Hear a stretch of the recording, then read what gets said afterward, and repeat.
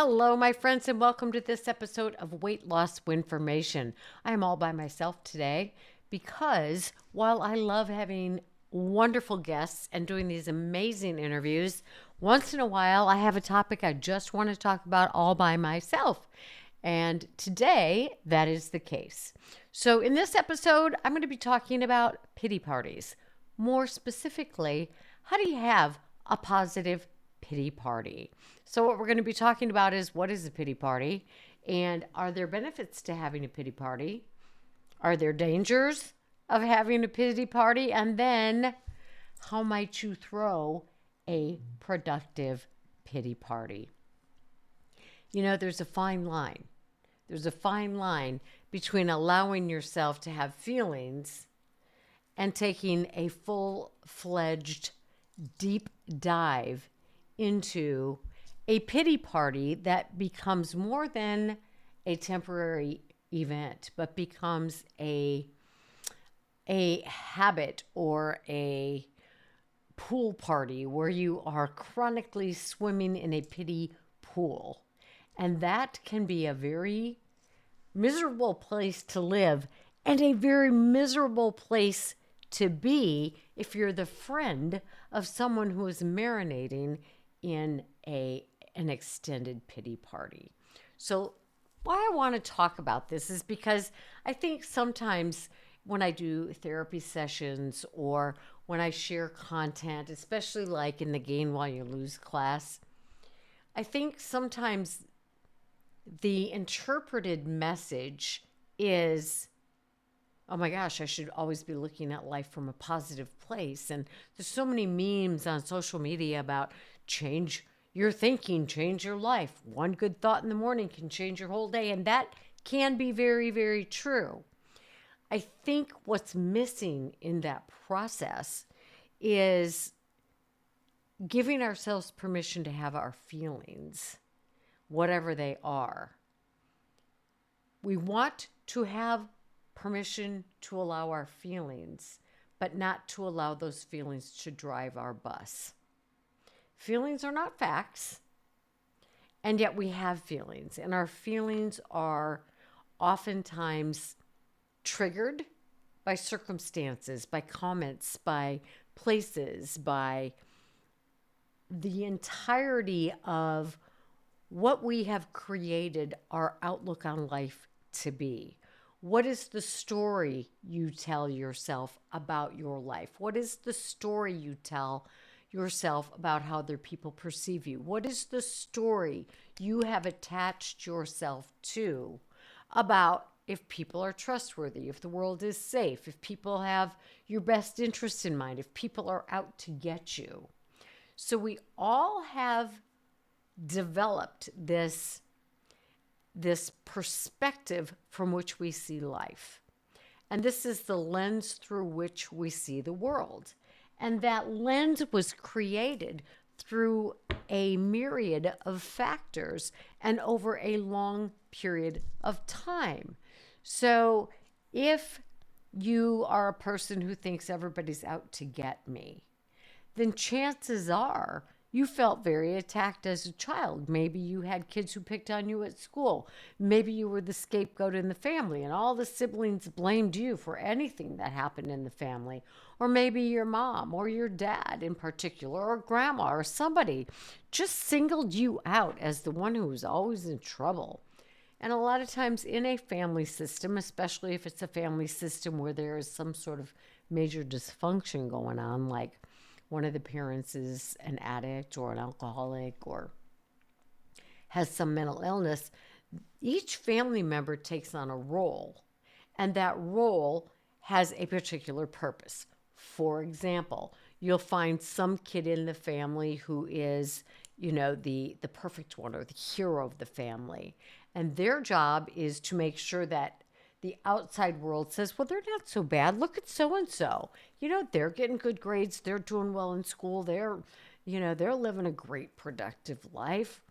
Or maybe somebody in the family is the comedian, the role of this person is to lighten things up. It's like, my God, things are so heavy in this household. So they make jokes about a lot of things and they do their best to keep things lighter than things really are. Or maybe there is a person in the family who is the invisible child and they stay out of everybody's way. They're never in trouble. You never hear or see from them. They may have problems going on, but they don't show it. They've got their head in a book or they're in their room all the time. They're not going to cause any more problems that are already there. And then sometimes you've got the kid who's the scapegoat, and the scapegoat in the family is the one that's always in trouble. They take the blame for everything. They take the hit because we want to keep the focus off of the real problem, the elephant in the room, which is what might be going on between the parents or with one parent. So everybody takes a role. So if you have this perspective of life that everybody's out to get me, maybe your role as a child was to be the scapegoat in the family, the one that kind of was to blame for everything, whether you were or were not responsible for some of the things going on. But we have a lens through which we view life, and that is developed from experiences within our homes, experiences at school, experiences at camps, experiences in Girl Scouts or Boy Scouts or whatever kinds of activities that you were involved with. And then as we get older, we kind of look for those things to happen. Oh, nobody likes me. They're going to make fun of me. They're going to call me out. And we kind of end up living out this self-fulfilled prophecy. So some people have a lens from which they have chronic pity parties. And if you've got somebody that's always woe is me, woe is me, woe is me, woe is me, constant pity party, they're hard to have as a long-term friend, or they're hard to be around for a long time because, my God, the world's always picking on them. And on the other hand, people who have legitimate feelings about a circumstance or a situation need to vent about it. We need to have somebody we can complain to for a period of time. So there are people who live in a chronic pity party, and there are people who have very encapsulated pity parties. One of those pity parties is beneficial. The other one is a way of life. There's going to be a whole other episode for those who live in there as a way of life. But in today's episode, we're going to talk about the importance of having a temporary pity party and how to go ahead and throw one. So as I started a few minutes ago when I started, and I talked about like when I teach classes in Gain While You Lose, and it's like we have to learn to overcome our negative self-talk. We have to learn to overcome looking at things half empty. We have to learn to rethink or change our thinking, do a little bit of tweaking in the thinking to look at things from a more positive perspective. Yes, and we also need to have a time and a place and a person or two with whom we can just let it all be that way. Because there's a lot of science that says if we keep things all bottled up, like the invisible child in the family, they never share anything with anybody. They keep it all bottled up. Those people end up with big depression. They end up, carrying a lot of things around. They end up with a lot of inflammatory diseases or other diseases because they never express what's going on within them. We don't want that. We also don't want to live in, oh my God, here comes so-and-so, run the other way because life is so miserable in their world. So you've probably known people who were like both of those examples. And again, as I have said many times in the past, we want to regress toward the mean. In this case, regressing toward the mean is I need to be able to tell somebody when I'm really upset or really worried or having a hard time. Even in my mind, I know the things to do to get out of it, and I will. But I need to before I get to that place of acceptance and making my life, taking this information or whatever happened and incorporating it into a healthier frame of mind. So I'm going to use two examples as I go through each of these steps in this pity party and having a functional, healthy pity party episode. So one of the examples is going to be related to food because this is a weight loss information podcast, but it's also, as many people have told me, this information applies to life in general. So the specific weight issue will be situation that we'll use in this is, let's say that you've been doing really well following your eating plan, whether you're on a GLP-1, whether you're on, you've had a bariatric surgical procedure, whether you're just trying to lose a few pounds and making some modifications, whatever your case may be. And you've been doing it, you've been doing the eating very well, you've been exercising consistently, you've been taking the vitamins, drinking the water, doing the gotta do's, right? Well, let's say that something throws you off kilter, whether it's, you got sick or some family member got sick or you had to tend to an important deadline at work and it kept you working all hours and eating all hours maybe, but you got off track. And it wasn't just a day, it wasn't just 2 days, it was like 3 or 4 days. And now you're like, oh my God, what have I done? I've blown it. Now, it's easy to understand for people who have lived their life losing and gaining weight, the yo-yo diet, that all of this stuff would come flooding into your mind because maybe in past weight loss attempts, you've done the all or nothing. Oh my gosh, now I've blown it because now you've done very little to keep yourself on track. And so you're like, oh no, I've blown it. And you're like, now I'm falling into that. Now I'm not going to do anything for my health and my health journey, my weight maintenance journey, whatever it happens to be.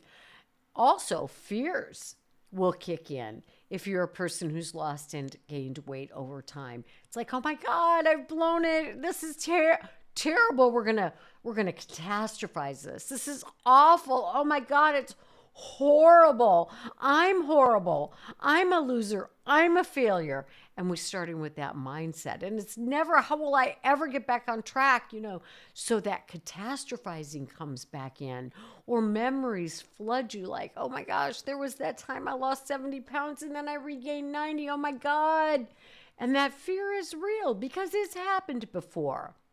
So what we want to prevent here is from you falling completely into that catastrophic past. And we don't want you falling into a pity party that is going to take you into the pity pot where you just circle and circle and circle.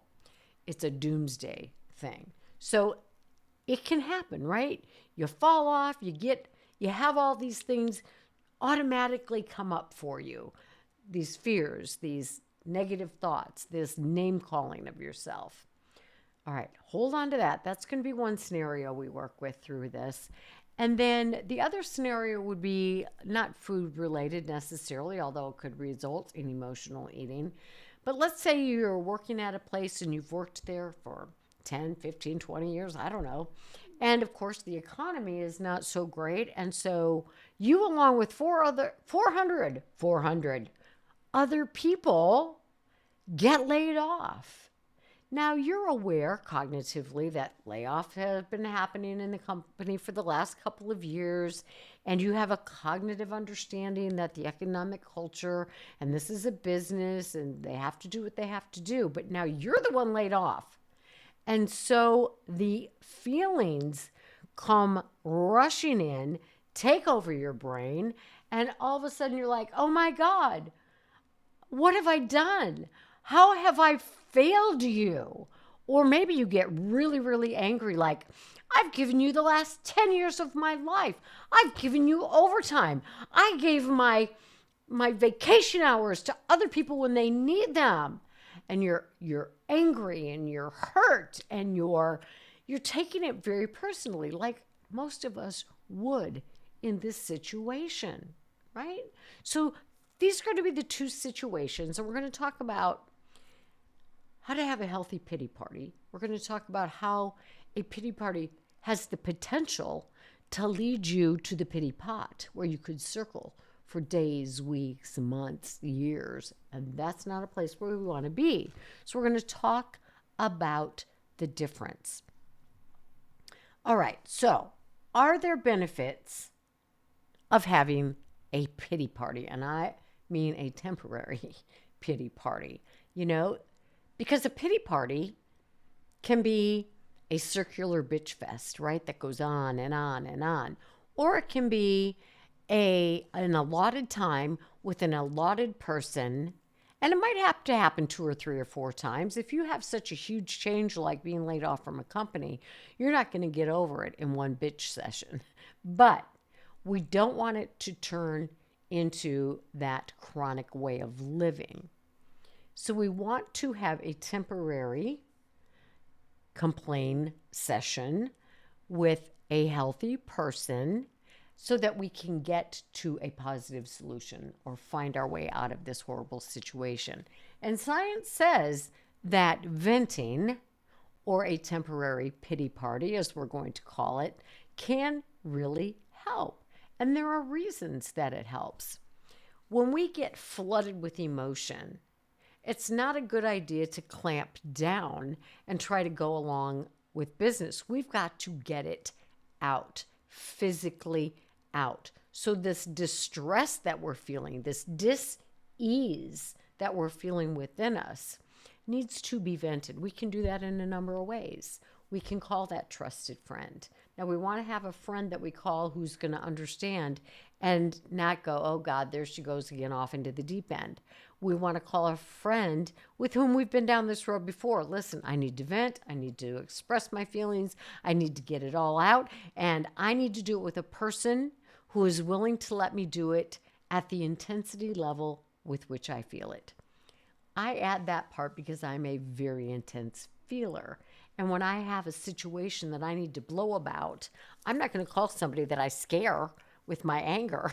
I'm going to call somebody who knows that I'm loud and I'm noisy and I have a filthy mouth, and they're going to let me go ahead and have my rant.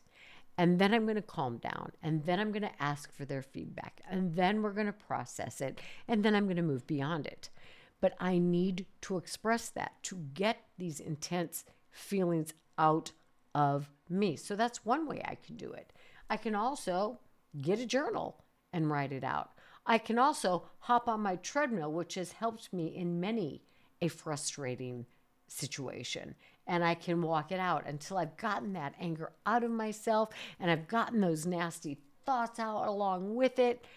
And I can calm myself down so that I can think more clearly and more rationally and make better decisions. So I'm improving my well-being by getting this out of me, as long as I do it in a safe way and with a safe person. The other thing that having that rant session can do is it can expand your awareness from just this thing. I lost my job, or I've blown it for a few days. And maybe open up some awareness, because chances are maybe if you've blown your healthy eating process, if you've foregone the gotta do-ums because maybe somebody is sick and you're staying in the hospital with them, or because you had this huge deadline at work, it may come to you as you express your feelings about this that there's more involved in the situation. So maybe you're like, oh my gosh, I blew it because I sat with my mom at the hospital for 4 days and I didn't have time to plan. And so I ate out of the vending machine, and oh my gosh, and you're on and on and on, which could lead to a discussion about, I'm really afraid for my mom, or I'm really afraid for how, this situation is going to affect my life going forward. She's going to need more care. Or it could be related to something else. But the point is, maybe venting the emotion about having gone off the rails with food can lead to some processing of emotions that are related to the situation. It's easier to be upset with yourself about going off the rails with food than it may be to face fears related to this person's health or anxiety related to the other situations that are accompanying the situation that you are focused on related to going off the rails. In the situation with the job, being laid off from the job, maybe your initial feelings are all about I'm angry and I've given so much of myself and my loyalty to this company and they just don't appreciate me and how could they, which may spin off to what did I do wrong and am I a failure and did I in some, so it goes on and on and on. And then maybe it gets down to you're talking about, you know what? I was so burned out at that company. I was given so much of myself and I was really feeling resentful anyway. And so maybe it leads into other areas of emotion that maybe you've needed to talk about anyway.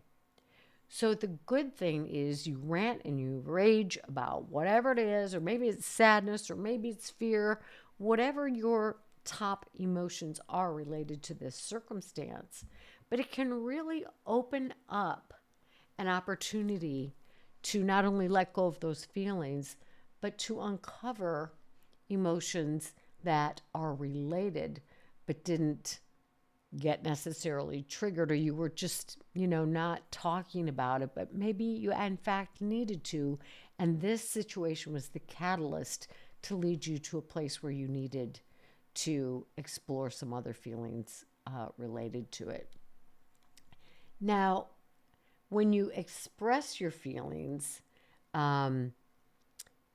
you can help yourself by avoiding I'm terrible, I'm bad, I suck kind of conversation, because your brain is hearing all the things you're saying and you don't want to re-emphasize some negative self-talk that maybe you've been working on letting go of. You don't want to reopen that neural pathway that you've been working really hard on closing up and starting a new pathway that instead of says, I suck, I blew it, says, I made a mistake and I can correct this. So in your ranting and raving, try to be cautious of really berating yourself or coming down too hard on yourself with those. But you do want to express these feelings like I'm hurt. I'm hurt. I'm sad. Of course you're going to be hurt if you're let go from a job that you feel like you've poured everything into for a long time. Of course you're going to be sad.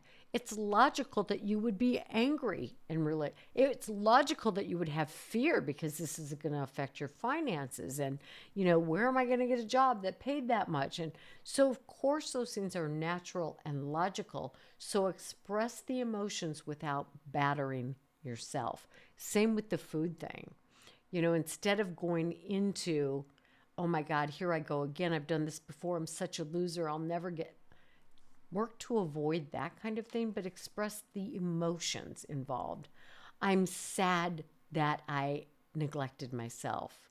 I'm also angry that, I failed to prepare. I'm also really worried because I've done this in the past and I have fear that it could result in what it did before. So express the emotions without battering yourself or blaming yourself.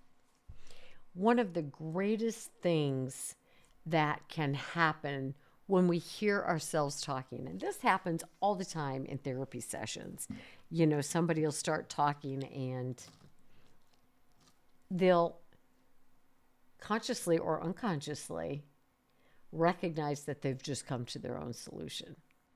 And when they do, I say, well, thank you for preventing me from having to do all that work. But I'll give them praise for working through their emotions hearing themselves talking, and as they do that, they're kind of putting pieces together of this puzzle that they've been struggling with, and all of a sudden they're like, oh my gosh, you know, this eating situation doesn't have to end up like it did in the past. In fact, I hear so often at support group meetings and on the podcasts and that I can start over again right now, and it doesn't have to be a catastrophe. And then you can start putting into place what are the steps that you're going to take to make the situation differently. Now, it may take more than one pity party to get there, especially in the case of something like losing a job. You might calm yourself and go, you know what? I was getting tired of that job anyway. I would like some new experiences. And then 3 days later, you're panicking again because it's like, oh my gosh, my last paycheck comes in 2 weeks. What am I going to do? And you may have to do it over and over and again. As long as when you finish your venting situation, you come out of it with some good insights. And sometimes as you hear yourself talk, or as you listen to another person give you feedback, you come up with amazing insights for yourself. And sharing these thoughts, sharing these emotions is a good way for them to kind of get untangled, because when we are highly emotional, it's like we have a ball of yarn that's in knots. But as we talk about it, it's like taking a string and pulling it so that it gets loosened from that ball of knots. And once we have that ball untangled, we can see things more clearly. When it's clumped up, it's like, listen, I take my grandkids fishing, and it amazes me how quickly they can get that fishing line in a knot that seems like insurmountable. So what we do in those cases is Gigi takes the knotted pole most of the time, and I very patiently work through that knot. Every once in a while, I'm like, sorry, this one ain't going to be fixed. Or sometimes they will sit and play with the knot themselves. And when they do that, it's much more beneficial to them because they learn that they also can figure out solutions to their problems. But they're kids and we're adults. And a lot of times our emotions seem to get as tangled up as that ball of yarn or that fishing line. And so, unlike kids, we don't often have the opportunity or the right to hand it over to somebody else to fix. That doesn't mean we shouldn't go to people and say, can you help me with this knot that has been created? And that maybe you made bigger by the way you reacted to it. Who knows? Sometimes, let me say most of the time, we are culprits in making our situations worse than they have to be, or in a lot of times creating the situation ourselves. So it's okay to ask for help. It's okay to say, can you help me? I've got this tangle and I'm not sure where to start with it. Start by talking about your feelings and let that person be there to listen with you. And then say, okay, as I talked, what did you hear? And they may say, well, I heard you say it's always been like that. Is that true?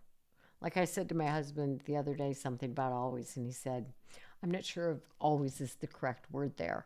He wasn't trying to be a smart aleck, but it's true. When we get emotional, we throw out those words in communication that don't help, right? Like always or never, you always or, that just never helps. So by having somebody else listen to us, or I sent a couple of friends an email, or not an email, a text that I had sent to my kids. And I said, I need your opinion on this because I don't know if I came across too strongly. And I got some feedback that kind of shook me for a minute, but it was like, oh gosh, you're so right about that. In the way I was thinking, I hadn't noticed some of the language that I was using. And so I sent another text softening up some of that, which was met with, it was met with good feedback from my friends and from my family. Another thing that this, we're going to call it self-pity for a minute, but it's just that process of working through the intense emotions can do is it can help us open the door to compassion. I just had a session with a woman who is going through a tremendous amount with her kids.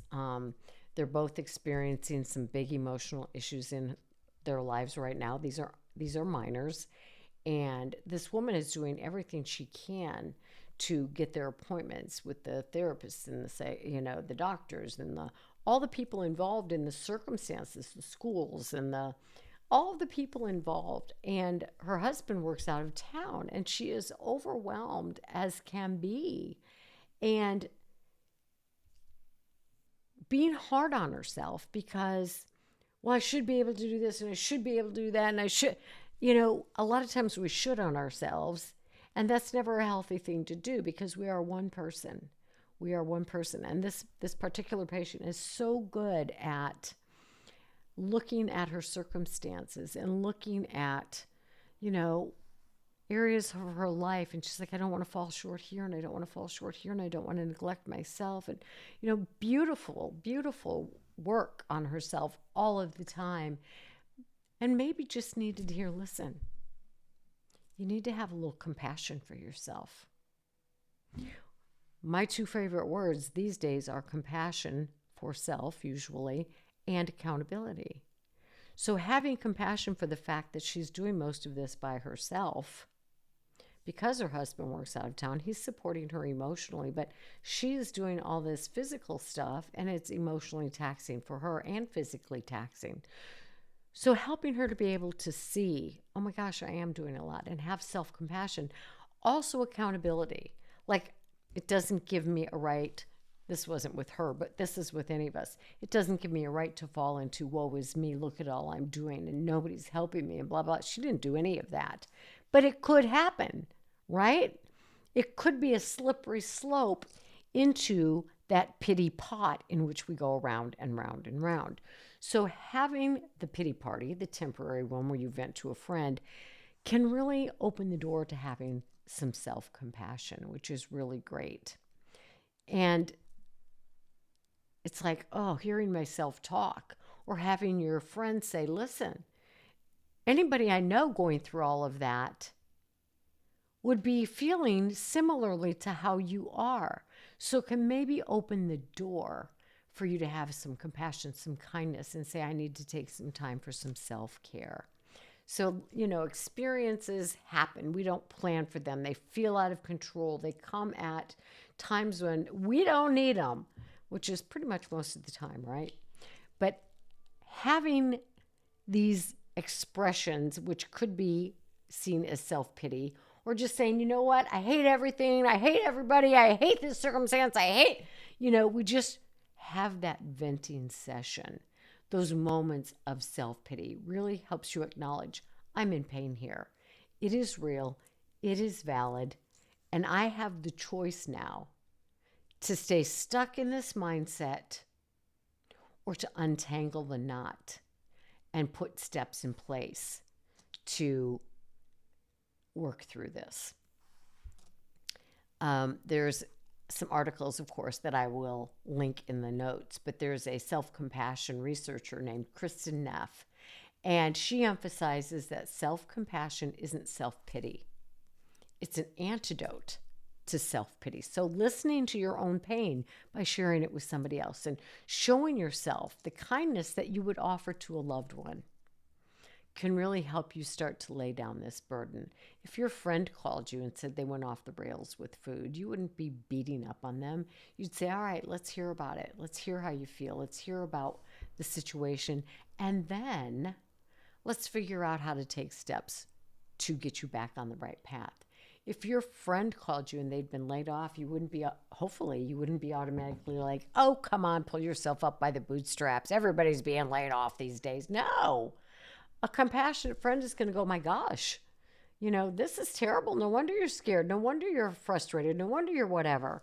And the two of you will hopefully come to a point of, okay, what are the steps we can do to, when you're ready, after you've gotten some rest, after you've gotten the anger out, after you've gotten, the fear a little bit behind you. Let's work on some steps. It doesn't have to be today, right? So you have that person with you. All right, now you got to be cautious about who you go to, because there are what this article I will include calls pity party poopers. Every party has a pooper. That's why we invited you, George Bonks. Who knows what that movie is from? I do. Oh, geez, now I can't remember the name of it. I wanted to say Housekeepers, but that's not it. It's Father of the Bride. There you go, trivia for today. All right, now, don't go to a person who's not going to have compassion for you. Don't go to a person who's going to be like, well, what did you expect? How did you expect to feel when you went off the rails? What are you going to do about it? Now, you do want a person who's going to help hold you accountable in a compassionate way. And that's what you want from yourself as well.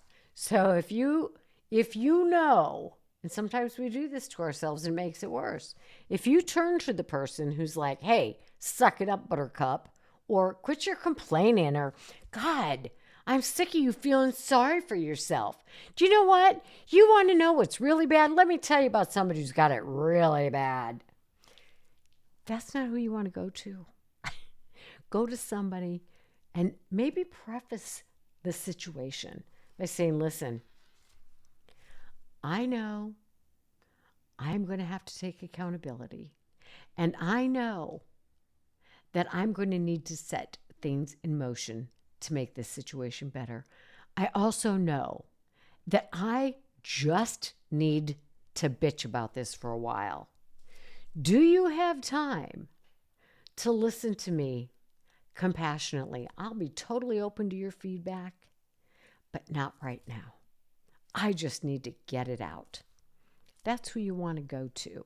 And don't just call somebody and expect them to have 30 minutes to listen to you. Ask them if they have time.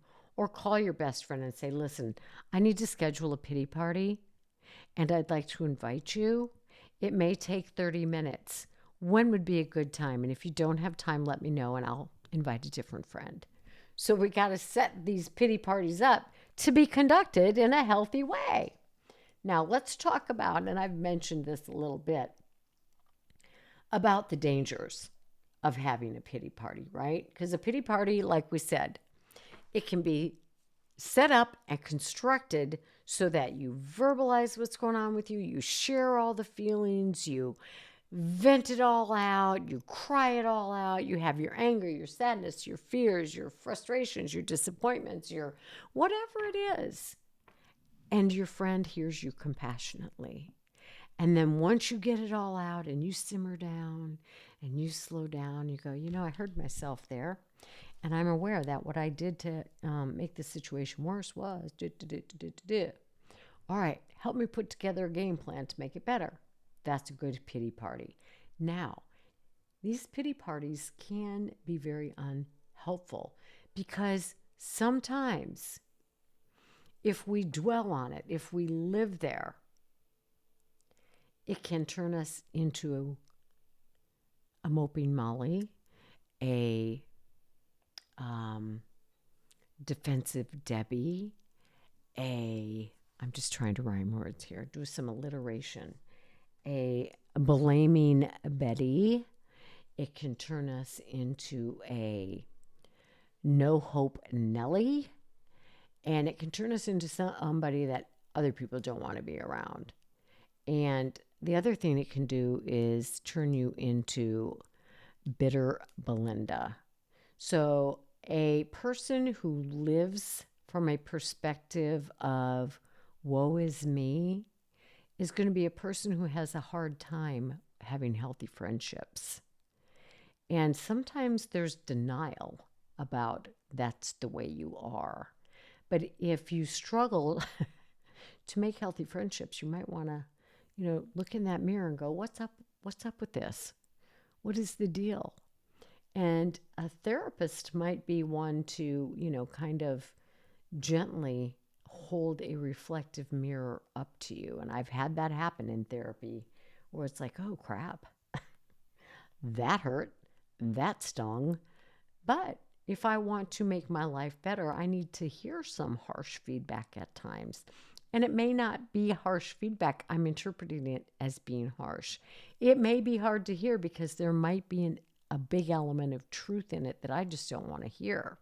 But where you don't want to end up is in that boiling cauldron of self-pity, a cauldron of pity stew where you live there. It's pretty, at some point you're going to drown in that stuff. And nobody wants to be around somebody who's constantly engaged in woe is me and the world is against me and I have no responsibility. Remember, recovering from life is about having compassion for the things you've done to make it worse, for the things other people have done in your life to make it worse, for the ways society is that has made it worse, for layoffs that happen, for people who get sick. Life is very difficult much of the time. And in response to that, we have legitimate feelings. So it's important to express the legitimate feelings and also to move on from those things. I work with people in their 40s, 50s, 60s, and they can't get past the past. It's critical, in my opinion, to identify the feelings related to the things that happened in the past, to talk about all the emotion surrounded to bad things that happened in the past, in the family, at work, with bullies, with, whoever or whatever happened. We need to vent about that. And if these are things that have built up over time, you need to have more than one venting. You may need to be mad for a year, but at some point, you have to ask yourself, in what way is this helping me and in what way is this hindering me? So we have to find that balance between acknowledging our hurt, giving time to our sadness, to our pain, to our frustration, to our fear, and then saying, how is this affecting my life today? Because it does. If we're bitter and I'll give you an example. My mother, who had so many wonderful traits and qualities and did so much good in her life, had a bitter streak. And her bitter streak was targeted at my dad. They divorced after, I don't know, maybe 18 years of marriage and 5 children later. My mother already had a child. And so they were married for maybe 18 years. By the time I was 19, they're divorced. When I'm 50, she's still ranting and raving and angry and bitter about those years of her marriage. She'd been divorced many more years than she had been married. And it was on the regular, that she would bitch and moan and be angry about my father. It was like, seriously? I get it, but how long are you going to live there? Because I sure as hell don't want to hear it anymore. So, it's like, what purpose does it serve you to stay angry about that? That was maybe a fourth of the time of your life in total. And all these great things you've done in your life, and you want to talk about that on the regular? No, thank you. Don't want to hear about it. So that's what I'm talking about. Because the pity can do more harm than good.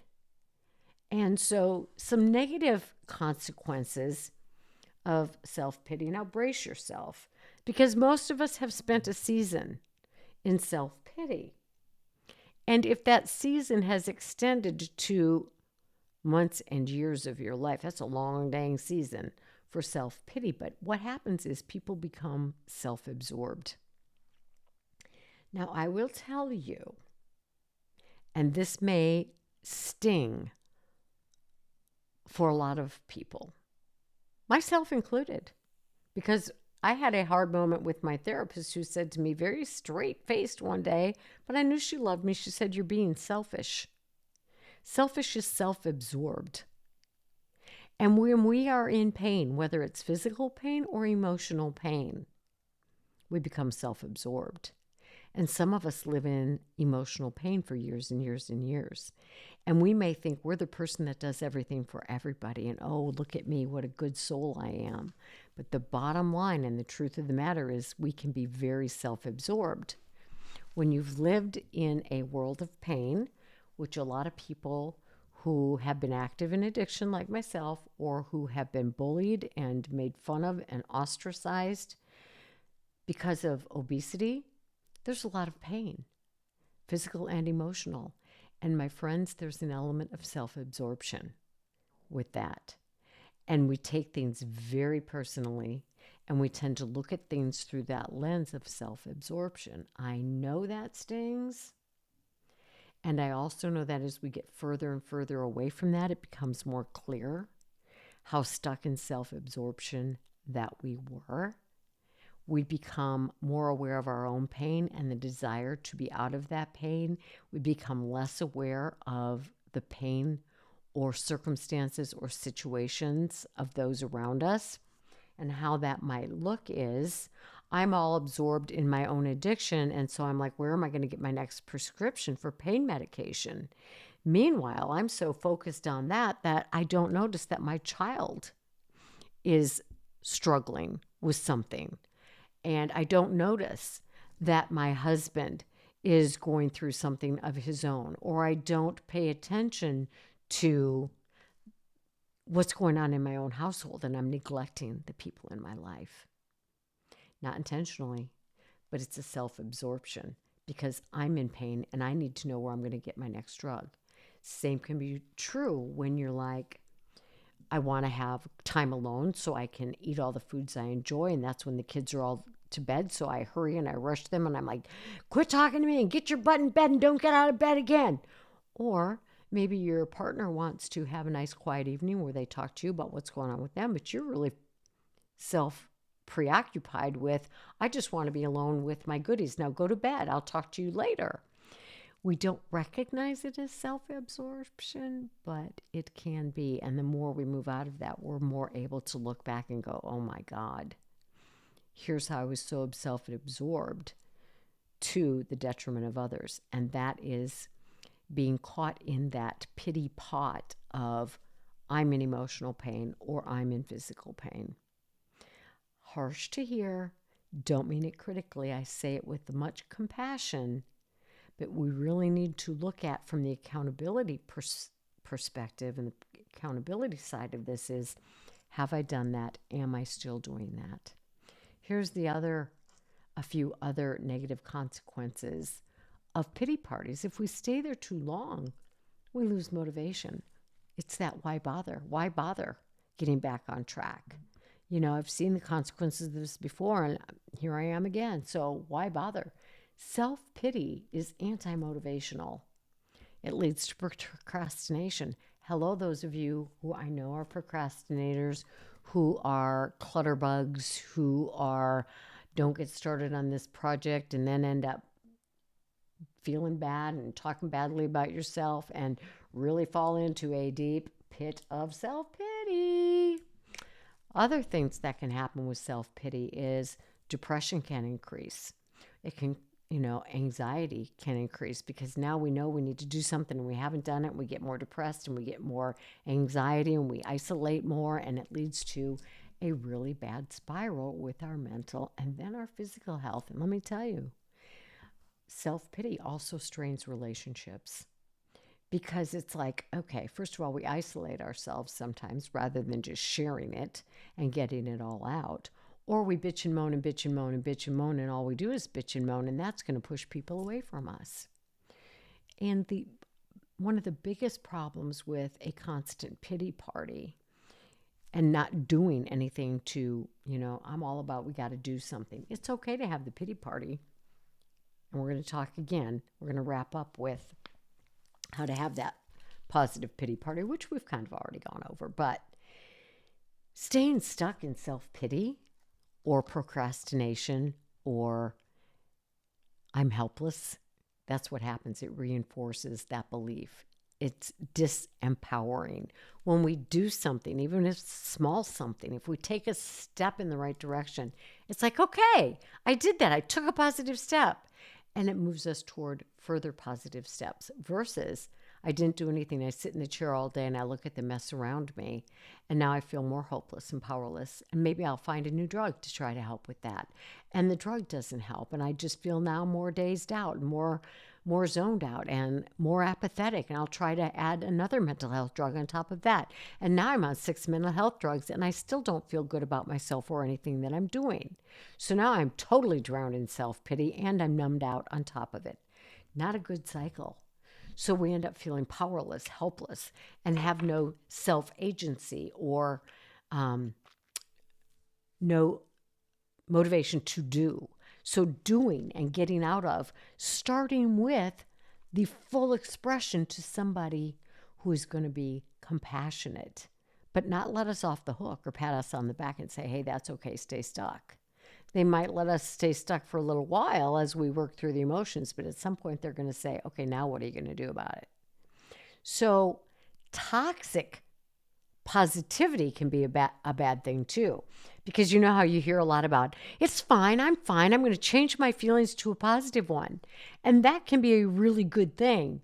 Or it can be a way to avoid the reality of the pain. We don't want to avoid the reality of the pain, so we don't want to play the, I'm fine, it's all good, it's fine, nothing's wrong. You want to have that person who you can say, yeah, it is not okay. It is not going well. I really feel stuck. I really feel abandoned. I really feel let down. I really feel frightened. I really feel off kilter. So the good vibes only thing isn't good for us either. Again, it's about finding that middle ground. It's not staying stuck in the negative, but not pretending there isn't negative. So we have people that are safe for us. And toxic positivity is harmful because it really does a lot of damage. It's dismissive and it denies reality. So if we go to somebody and we're like, you know what, I'm really stressed, and they're like, yeah, well, I'm busy, I don't want to talk about it, you feel dismissed. But when we're like, everything's fine, even though you have pain, you can feel the pain, emotional, physical within you, you're dismissing it yourself. So we don't want to have dismissive people, nor do we want to have people that are going to cater to our misery all the time. We don't want to dismiss ourselves, nor do we want to give into woe is me all the time. We want to have that balance. Yes, woe is me for this hour. I'm done. I set the timer. What am I going to do about it? Or woe is me. You know, I got laid off 4 or 5 weeks ago and I've done the anger, I've done the sadness, I've done the poor me. Now I got to take steps so that this doesn't become, you know, a lifetime of being laid off. So emotions aren't bad. If you think you have these bad emotions because you're feeling angry or you're feeling sad or you're feeling overwhelmed, those aren't bad. You just need to express them. You need to talk about them, let them be real, and then take the accountability piece and say, okay, what am I going to do about it? So let's talk about how to have a productive pity party and not get stuck. And the importance of having people in our lives who, A, are going to let us have the pity party, and B, also confront us if they see us getting stuck there. They can't make us get out of that place, but they can say, you know what? I've been listening to you about this breakup or this going off the rails with your food plan or this being laid off for weeks and weeks and weeks. And listen, I get it. I feel for you. I'm also going to share with you that I'm concerned because I don't see or hear you doing anything about it. Is there something I can do to help? Now, that probably can tick you off, but you know what? That's a good friend. That is a good friend. Okay, so let's talk about how we're going to have this. You get laid off. You go off the rails with your food. You have a breakup. You know, whatever it happens to be. How are you going to work through that? By allowing yourself to feel it. Maybe have a short pity party where it's just like, I don't care, I'm just going to sulk in this as long as there's a time limit or, a short window, right? So first of all, you want to acknowledge and validate that you have these feelings. Yeah, I'm hurt. I feel dismissed by my company. I feel betrayed by my company. I feel hurt. I feel angry. I feel sad. I feel lonely for the people that I talked to every day. I feel embarrassed, whatever it is. Or acknowledge, the food thing. I'm sad. I was doing so good. I'm angry because I feel partially responsible. I feel frightened because I've been down this road before. So we're acknowledging and validating these feelings. They're feelings. It's normal. If your friend came to you with this, you would likely experience their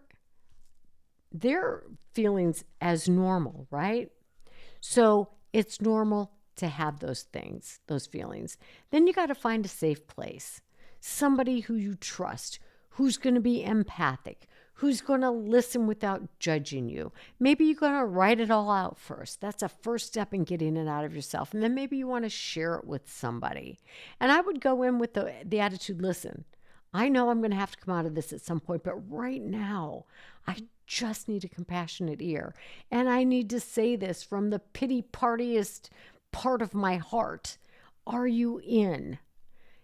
Get that affirmation of how you feel. And then clearly, don't say, I shouldn't feel this way, but I do. It's like, just say how you feel. This is what's bothering me.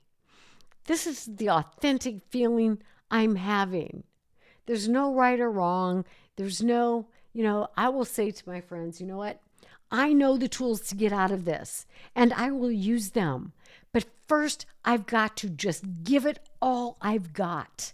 I've got to express, acknowledge, and be angry or whatever it is. And then do your best to avoid blame. Those people at work, they really, my husband didn't help me at all by, helping me pack a lunch when I went to the... Don't blame people. It's easy to do. My husband's good at saying, you know what, you don't get to take this out on me because you're upset with whatever. So try not to blame. It just helps us get stuck. And you can even say to your friend, let me know if I'm blaming somebody. And maybe you're like, I don't care if I'm blaming right now. In this moment, that's what I'm going to do. I'll come out of it. Whatever it happens to be. And maybe set a time limit and say, listen, when you've calmed down, I know it's going to take me some time to work through being laid off. I might get angry all over again. I might want to blame my boss. I might want to, you know what, is it okay if I vent with you a few times? I know I have to get to a point in time, and I will make sure that every time I vent, I will say, all right, here's 2 or 3 things I am doing to work through this or come out of this or make a new plan. So accountability along with compassion. Accountability along with compassion. Not necessarily in that order. Have compassion for what you're going through. It's easier to talk about the things that are positive. It's sometimes difficult for us to give ourselves permission to share the negative ones, but we have to do that. There's a difference, like I said at the beginning, between sharing the negatives, having a time set pity party, and falling into the cauldron of this is my woe is me life. So open up. Recognize that you are human. You should have the same feelings all the other people should have. When we say, I shouldn't feel this way, what we're doing is setting ourselves up for, what do they call that? Terminal uniqueness. I'm better than this. I shouldn't have normal emotional feelings. Baloney. You're just one of us. We are just human beings who experience all of the emotions. So give yourself permission to have it and remind your loved ones that they are equally worth having emotions as long as we are willing to work through what we need to do on the other end of that. So give validation to yourself when you're in that position. Give validation to other people. And remember, some people need a little bit more time to process emotions. So if you're thinking, why aren't you over that yet? You might say, I'm concerned it's been 4 weeks, but they're like, hey, that's your time frame, not mine. And then you're going to have to decide, am I willing to listen to this anymore or not? So we don't get to decide for another person, nor do we get to decide, okay, it's been 4 weeks, I should be over this. What you might hold yourself accountable for is continuing to have the feelings and also setting up a plan to take care of your life in healthy ways. And again, remember the benefits of having this time for your pity party. It's expressing what's really going on with you. It's being genuine. It's being authentic. And it's developing rapport with somebody who will be compassionate and also help you be compatible. It's a good way to develop really, really healthy friendships. And eventually you want to shift to solutions. All right, here's what I'm going to do. Here's what I'm going to do. And practice gratitude. Even though this is going on in my life and I hate it, I have you, my friend, to talk to. I have people in my life who are, coordinating with me or giving me other names of places to reach out for possible employment. Or I have other people sharing their tips with me of how they got over a spell when they went off the rails with their eating. It gives you an opportunity to help others in the future who might go through something similar, and it gives you an opportunity to get active. Instead of just sitting in your misery, it gives you an opportunity to get out of yourself, right? Don't stay stuck in that self-absorption. All right, here's what I'm going to do. Maybe I'll go volunteer while I'm looking for another job, and maybe volunteering will lead to networking that will find me another job. And then it helps us to develop that self-compassion because a lot of times we are so hard on ourselves, especially, the people that I work with and myself included, although I've gotten much better at that. Instead of saying, I should have done this, I never do anything right, I don't deserve to be happy. First thoughts are automatic. And so you may go back to those first automatic negative thoughts, but those second thoughts or third thoughts, come from choice. So maybe you're like, why does this always happen to me? Okay, automatic thought. Second thought is, you know what? Bad things happen to all people. And I have this in my life that are good. Poor me, blah, blah, blah, blah, blah. Okay, yeah, this is not a good situation. What can I learn about myself from this situation? And how can I put into practice what I am learning? I'm mad, I'm angry, I'm hurt. Okay, that makes sense in this situation. So I'm going to be okay with those feelings, but I'm not going to linger there forever. I'm going to take responsibility. I'm going to be accountable for doing what I can to work to get back on track, to find a new job. So, you develop mental strength this way. And if you have people in your life that you look up to who are truly strong and work through things, what they do is they face their feelings. They don't judge their feelings, they have them, and then they recognize warning signs if they're spiraling down and out of control, and then they ask for help. They question their perceptions. Is this fact or is this my feelings driving the bus? Feelings aren't facts, and so we need to get input from other people. And then we turn those negative thoughts into opportunities for change and for growth. And definitely practice gratitude. People who that are strong, they work to help other people even when they are going through a difficult time. They cap the amount of time they're going to complain, and they're going to look for ways out of this. So those are ways that you can help develop your own mental strength. So a pity party can be a very positive thing. Don't let it go on for too long. Be compassionate and be accountable. So what I would like to encourage you to do is to think of a situation in your life right now that's upsetting to you in whatever way. I want you to schedule a time to talk to a friend about that, compassionately with yourself, and ask them for compassion. Share every feeling, the ones you deem positive, the ones you deem negative, and then toward the end of that discussion, figure out a way to take some positive, write them out. Tell your friend, these are 3 steps that I'm going to take, and focus on some gratitude that you have, along with this difficult situation you're going through. So that's how you can have a healthy pity party. Two words that are so, so important here are compassion and accountability. So, love to hear your thoughts on this and keep letting me know what you'd like to hear about. Remember, Berry Aftercare is a community of people with whom you can safely share what's going on with you. We are all working together to become healthier versions of ourselves. And in just a couple of weeks, the Weight Loss Winformation Program is going to roll out in a whole new format. And you're going to want to be part of that program. So get online, look up berryaftercare.com, and look how to join, because in addition to the online Facebook group that we have, you're going to get a whole program that will come to you in bits and pieces. So much information to help you through this journey of life, not only your journey with weight loss and weight maintenance, but all areas of life. So you want to become a member of Berry Aftercare and Weight Loss Winformation. All right, my friends, that's what I got for today. I will see you next time. Bye-bye.